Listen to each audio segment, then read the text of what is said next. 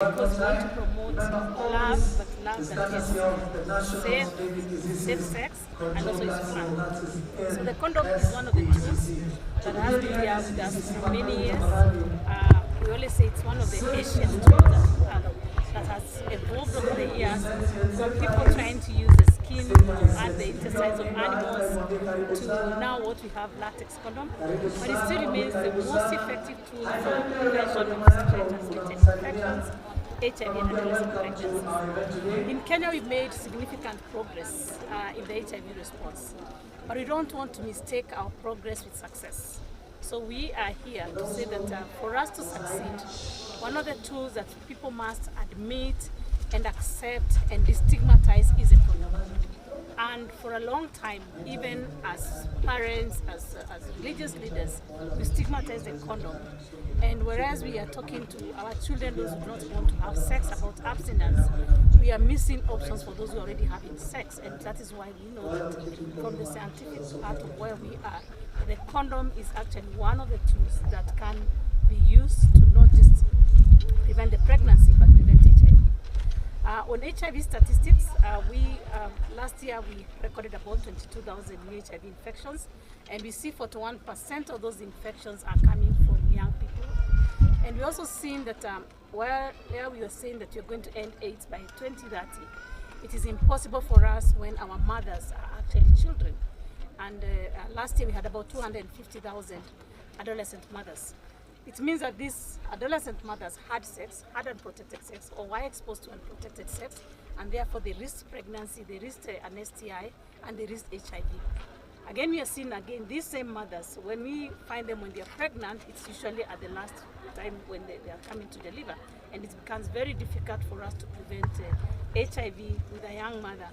And also mostly a child, 10 to 14. The cases also are too many. 12,000 last year of children aged 10 to 14 were also pregnant.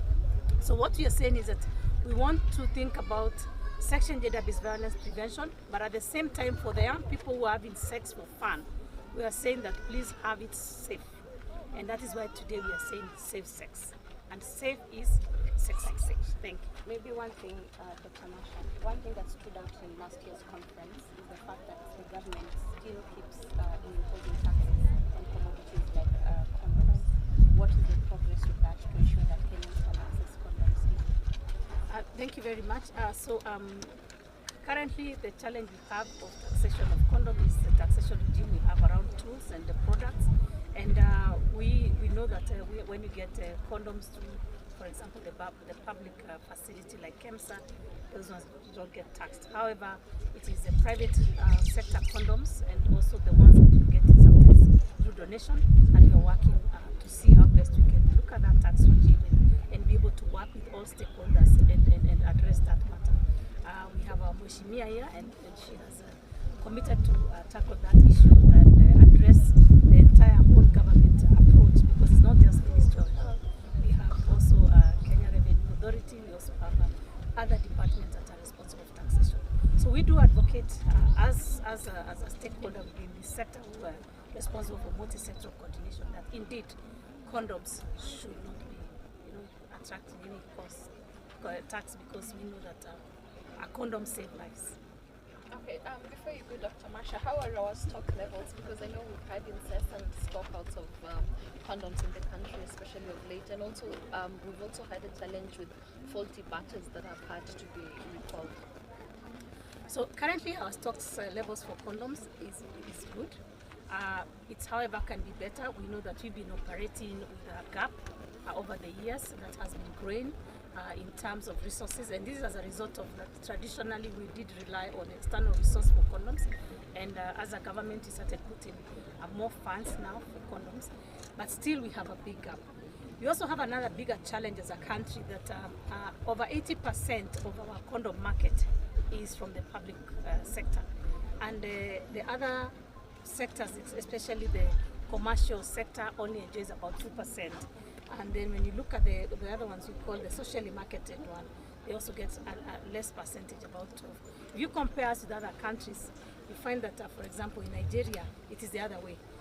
The 80% would be not the 12% would be the public sector one. So with that challenge, it means that as a country, we have to look at how we then come up with a huge resource, which is about, currently we need about 1.2 billion to keep what we are coming through, to make sure that we then get about 3 billion to fully satisfy every person who is sexually active and to get a condom. So right now what we do with about the 1 billion we spend is that we try to focus on sexually active young people.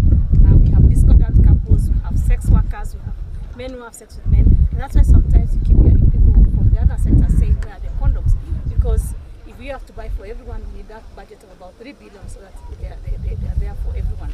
In addition to that, I think also we have to think about how do we partner with other countries so that we can locally manufacture our own condoms here and with access to markets elsewhere so that we can sustain those industries. So the condom is a tool that you must think outside the box on how to sustain it. And the female condom, for example, we had in 2021 we distributed about 3 million out of a need of about 8 million. So you can see all these challenges that are coming as a result of the way our market is designed. But we're also talking about total approach to condoms. And we shouldn't shy away from saying if you can afford, why don't you buy the condom? Because also we have the trans condoms.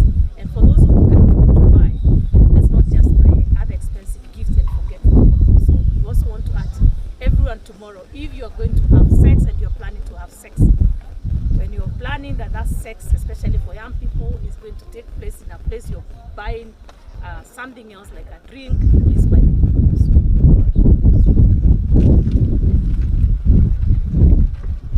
So thank you very much. My name is Dr. Kinyanjui, Country Director, AIDS Healthcare Foundation here in Kenya. Please say both names. Dr. Samuel Kinyanjui is Country Director, AIDS Healthcare Foundation here in Kenya. So thank you. This is a great day. AHF has been supporting and participating in International Condom Day from the year 2009. And we are doing this not only in Kenya, but in the other 44 countries that AHF is supporting. But here we are grateful to participate with the government and the support of National Syndemic Disease Control Council. We've been participating, knowing that condom is the best tool right now we have. Because when you talk to young people about abstinence, we all know what happens. Everybody in the room starts to murmur and laugh.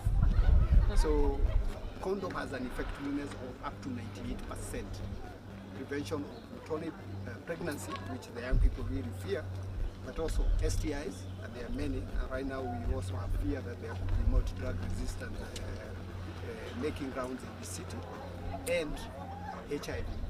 We know that one young person getting HIV infection, it means that the government is going to be spending approximately 30,000 on each of those for that person for the entire life in terms of treatment.